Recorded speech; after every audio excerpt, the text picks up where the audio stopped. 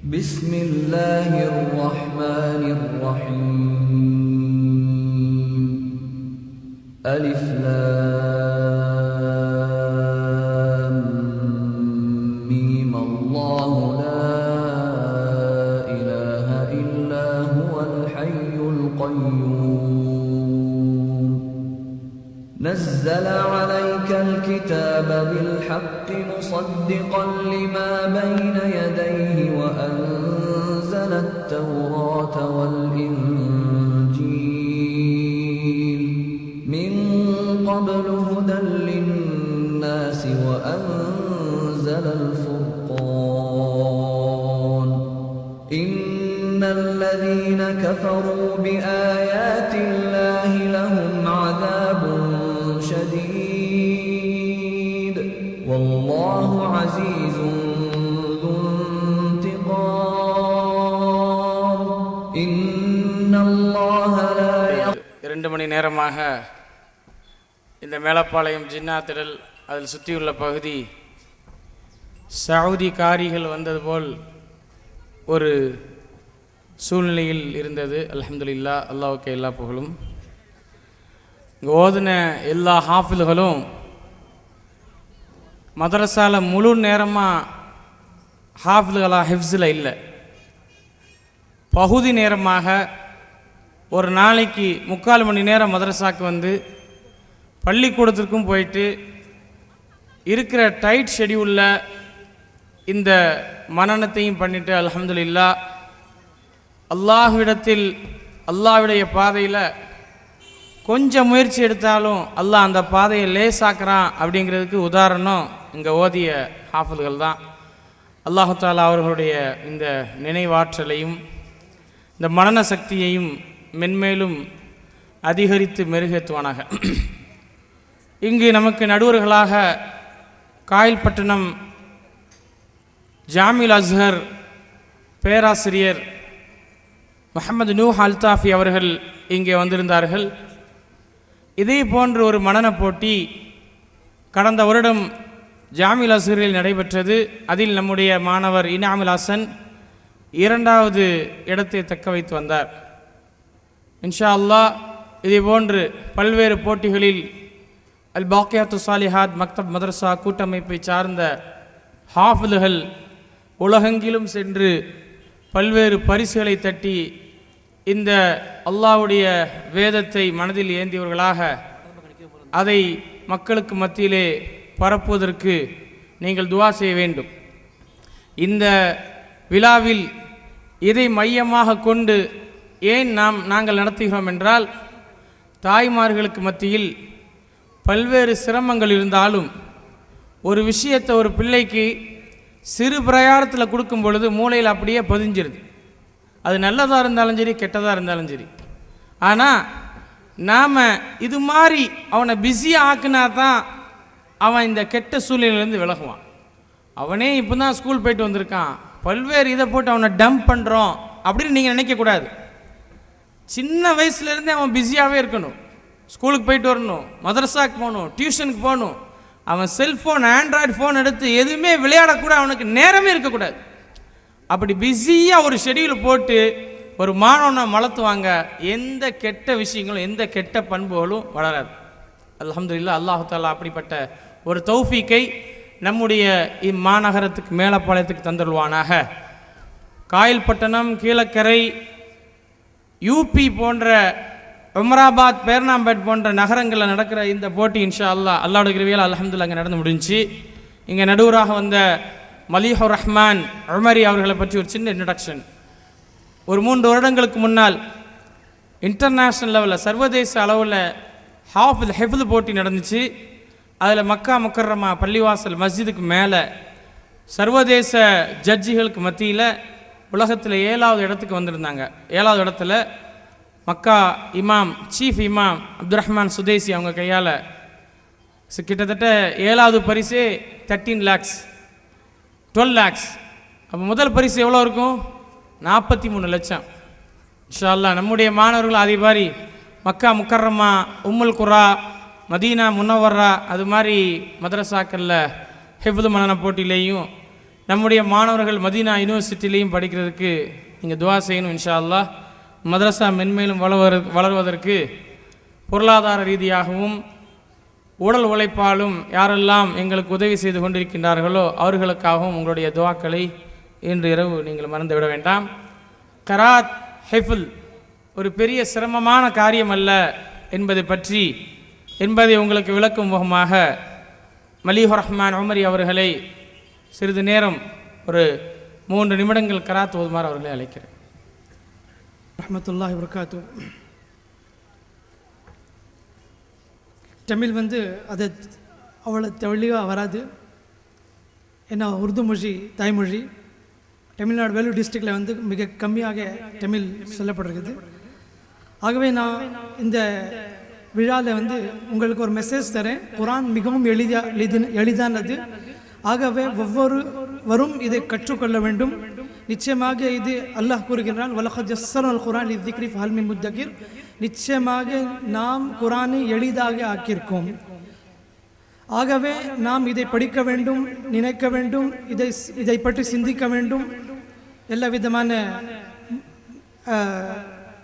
நபி ஸல்லல்லாஹு அலைஹி வஸல்லம் அவர்கள் நமக்கு கூறியிருக்கிறார், கைருக்கும் மன் தஅல்லமல் குர்ஆன வ அல்லம. உங்களுக்கு 2-3 கிராத் ஓதி உங்கள் முன்னால் வைக்கிறேன். நீங்களும் இன்ஷா அல்லாஹ் கற்றுக்கொள்ள வேண்டும். எல்லாரும் இப்படியே படிக்க வேண்டும் என்று என் ஆர்வமாக இருக்கிறது. أعوذ بالله من الشيطان الرجيم. بسم الله الرحمن الرحيم. الحمد لله رب العالمين الرحمن الرحيم مالك يوم الدين إياك نعبد وإياك نستعين اهدنا الصراط المستقيم صراط الذين أنعمت عليهم غير المغضوب عليهم ولا الضالين.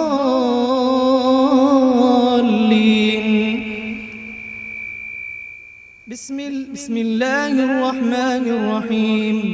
الحمد لله رب العالمين الرحمن الرحيم مالك يوم الدين إياك نعبد وإياك نستعين اهدنا الصراط المستقيم صراط الذين أنعمت عليهم غير المغضوب عليهم ولا الضالين.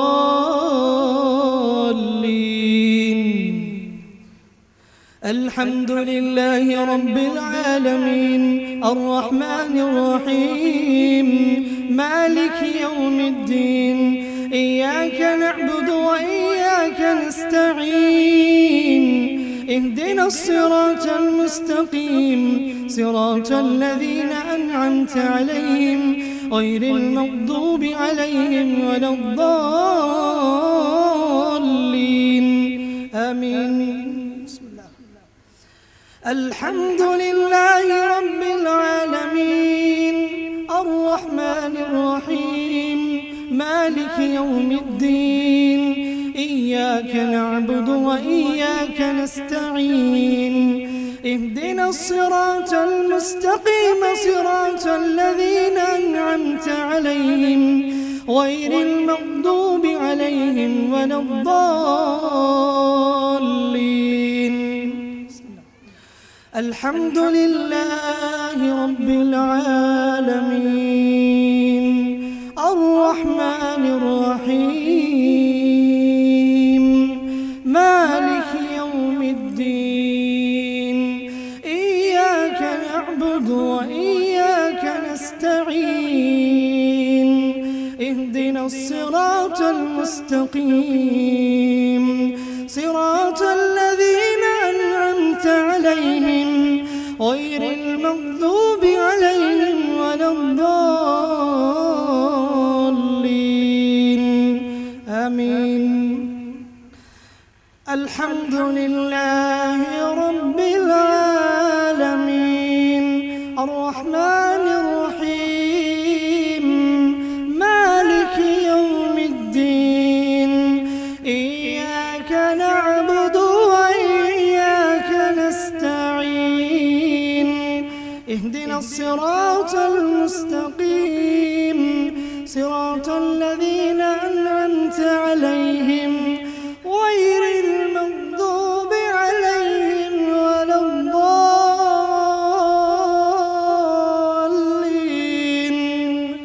آمين.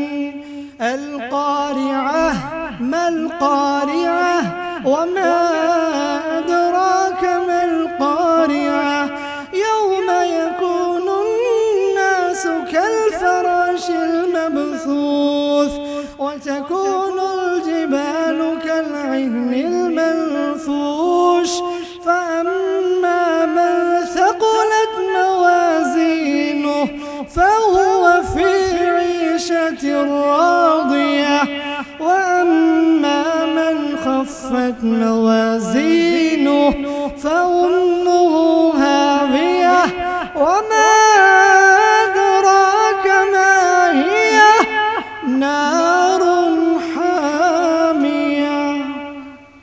الحمد لله رب العالمين. அல்லாஹ்வுடைய கிருபையால் இது நன்கொடை கிடைத்தது. ஆகவே நீங்களும் இப்படி முயற்சி செய்தால் நிச்சயமாக இறைவன் உங்கள் மீதும் நற்கொடை செய்வானாக. ஆகவே இந்த விழாவில் என் மெசேஜ் என்னவென்றால், ஒவ்வொருவரும் குர்ஆனை தஜ்வீதுடன் கிராத்துடன் கற்ற வேண்டும், அதை பின்பற்ற வேண்டும். இன்ஷா அல்லாஹ் நிச்சயமாக இறைவனிடம் நற்கொடை பாகும்.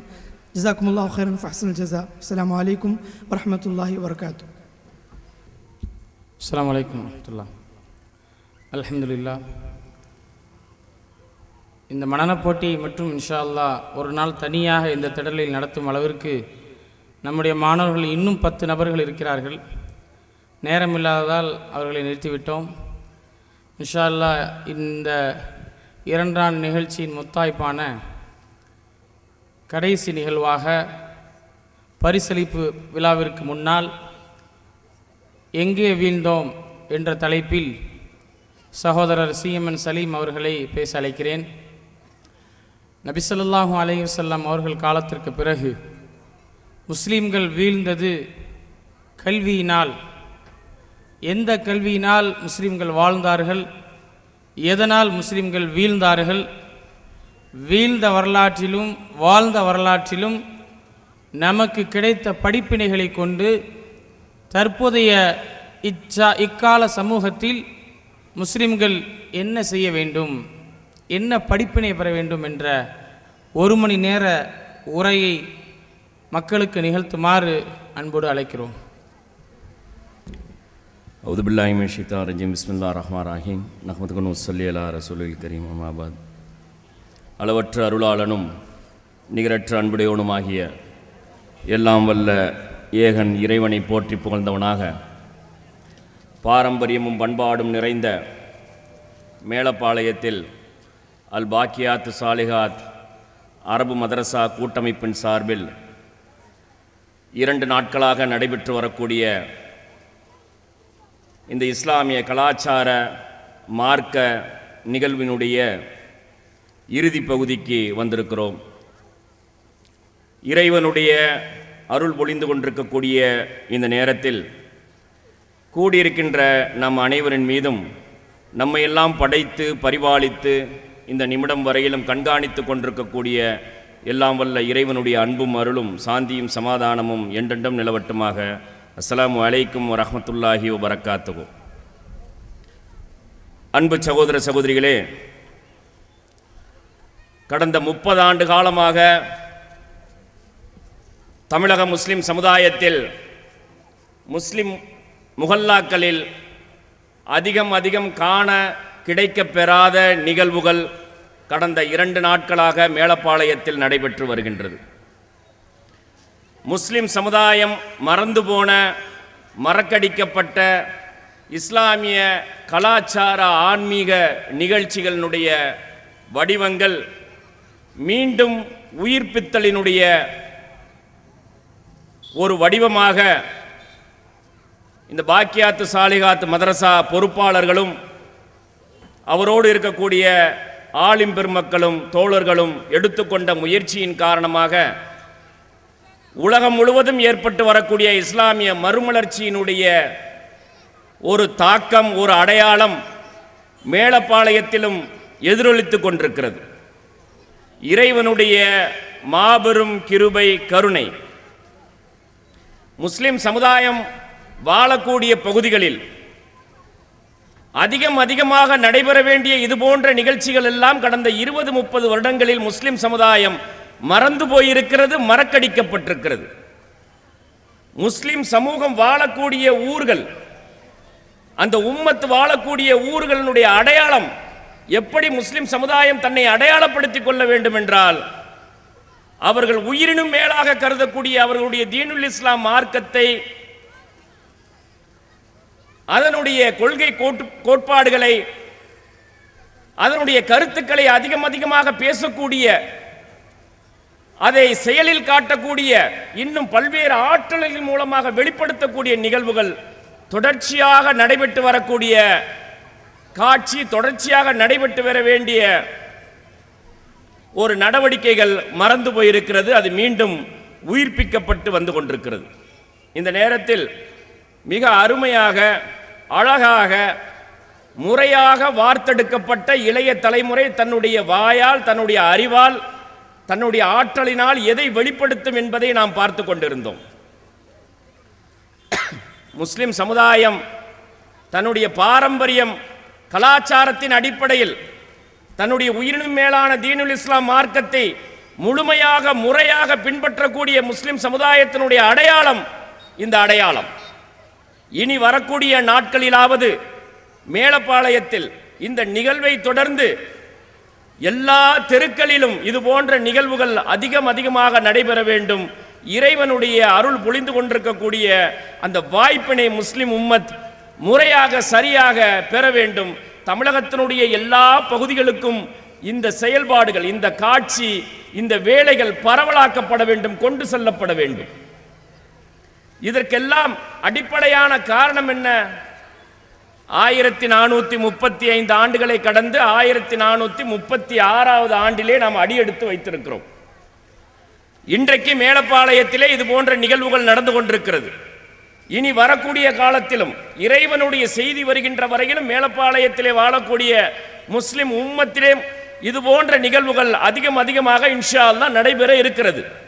நமக்கு முன்னாலே 14 நூற்றாண்டுகள் கடந்திருக்கிறது. 1400 ஆண்டுகளை கடந்து 435 ஆண்டுகளை கடந்து 36வது ஆண்டிலே நாம் காலெடுத்து வைத்திருக்கிறோம்.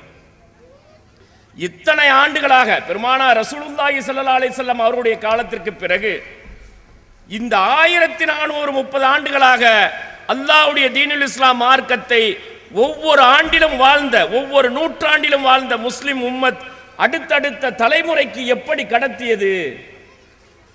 இந்த தீனுல் இஸ்லாம் மார்க்கம், அந்த மார்க்கத்தை பின்பற்றக்கூடிய முஸ்லிம் சமுதாயம் இந்த மார்க்கத்தை அடுத்தடுத்த தலைமுறைக்கு கடத்துவதில் அவர்கள் எடுத்துக்கொண்ட சிரத்தை என்ன? எந்த அளவுக்கு தியாகம் செய்திருக்கிறார்கள்? என்னென்ன வேலைகள் நடைபெற்றிருக்கிறது? எந்த அளவுக்கு எல்லாவற்றையும் தியாகம் செய்து இந்த தீனை பாதுகாத்து அடுத்த தலைமுறைக்கு கொண்டு போய் சேர்த்திருக்கிறார்கள். அந்த சமுதாயம் இந்த 1430 ஆண்டுகளிலே வாழ்ந்த சமூகம் செய்த தியாகத்தினுடைய வெளிப்பாடுதான் இன்றைக்கு நம் கைகளிலே, நம் நாவுகளிலே தவழ்ந்து கொண்டிருக்கக்கூடிய இந்த தீனுல் இஸ்லாம் மார்க்கம்.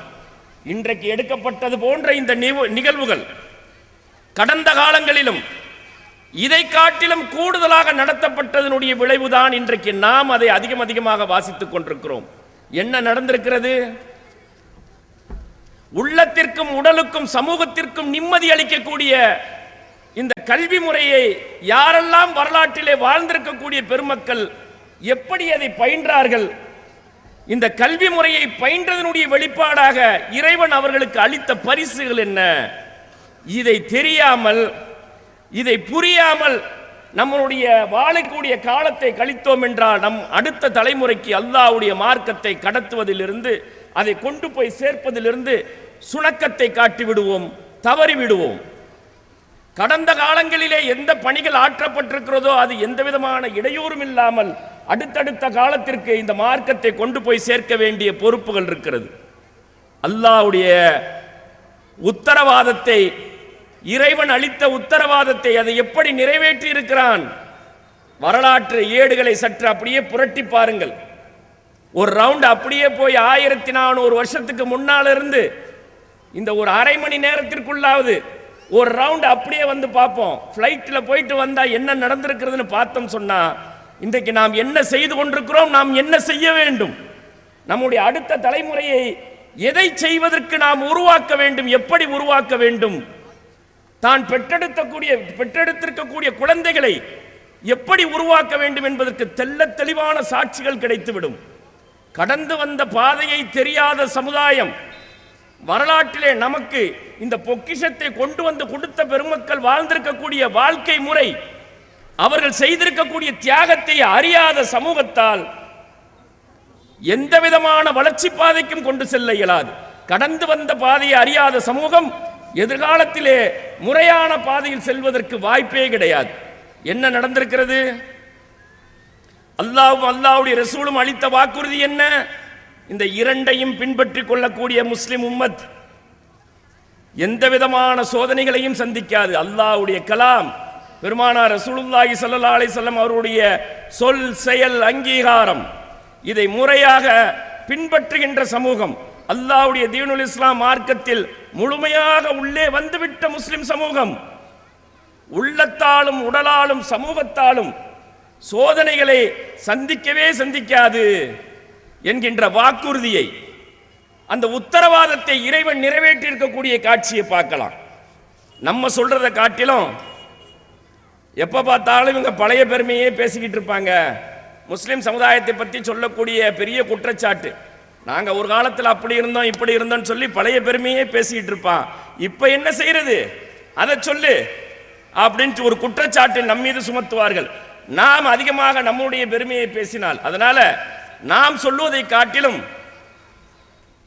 சுதந்திர இந்தியாவினுடைய, குடியரசு இந்தியாவினுடைய முதல் பிரதமர், நவீன இந்தியாவினுடைய சிற்பி, 1950களிலே இரண்டாம் உலகப் போருக்கு பிறகு இந்த உலகில் வாழ்ந்த அறிவுஜீவிகளில் எல்லாம் தலையாய அறிவுஜீவி, தலைமை அறிவுஜீவி, உலக வரலாற்றை எல்லாம் கரைத்து குடித்த மாபெரும் மேதை, உலகில் இருக்கக்கூடிய அரசியல் பிரச்சனைகளை எல்லாம் தன்னுடைய கூட்டமைப்பு, அணிசாரா கூட்டமைப்பு என்று சொல்லக்கூடிய ஒரு கூட்டமைப்பை உருவாக்கி அதை தலைமை தாங்கி எந்த விதமான சிக்கலும் இல்லாமல் தீர்த்து வைத்த ஒரு மாபெரும் அரசியல் ஞானி ஜவஹர்லால் நேரு.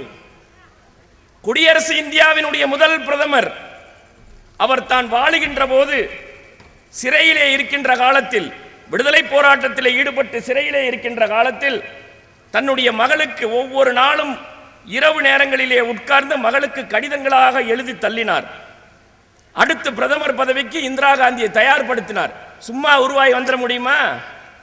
ஆட்சி அதிகாரத்தை பிடிக்கணும், முஸ்லிம் சமுதாயம் வலிமையான சமூகமாக மாறணும், ஆளுமை மிக்க சமூகமாக மாறணும், நாம் பெத்த புள்ள ஆளுமை திறன் மிக்கவர்களாக, சமூகத்தை வழிநடத்தக்கூடிய ஆற்றல் மிக்கவர்களாக மாறணும் அப்படின்னு சொல்லி சொன்னா ஒரு நாள்ல 2 நாள்ல சும்மாவா மாறிடாது. அதற்கு தாயும் தந்தையும் எவ்வளவு சிரத்தை எடுத்துக்கொள்ள வேண்டும், எவ்வளவு முயற்சி செய்ய வேண்டும், அவர்களை எந்த அளவுக்கு அவர்களை பயிற்றுவித்து உருவாக்க வேண்டும் என்பதற்கு ஜவஹர்லால் நேரு ஒரு அடையாளமாக இருக்கிறார். தான் பெற்றெடுத்த மகள் இந்திரா காந்தியை அடுத்து பிரதமர் பதவிக்கு தயாரிப்பதற்கு சிறையிலே இருக்கின்ற ஒவ்வொரு நாளும் அமர்ந்து இந்த உலகத்தில் என்னவெல்லாம் நடந்தது என்பதை கடிதங்களாக எழுதி குவித்தார். ஒவ்வொரு நாளும் கடிதங்களாக எழுதி குவித்தார். கிமுவிலிருந்து வரலாறு பதிவு செய்யப்பட்ட காலத்திலிருந்து இந்த பூமியிலே, இந்தியாவில், இந்த உலகத்தில் என்னவெல்லாம் நடந்தது என்பதை எழுதி குவித்தார். அந்த கடிதங்கள் எல்லாம் பின்னால் தொகுக்கப்பட்டு புத்தகங்களாக வெளிவந்தது. Glimpses of world history part 1 part 2. அது தமிழிலே மொழியாக்கம் செய்யப்பட்டு உலக வரலாறு பாகம் 1, உலக வரலாறு பாகம் 2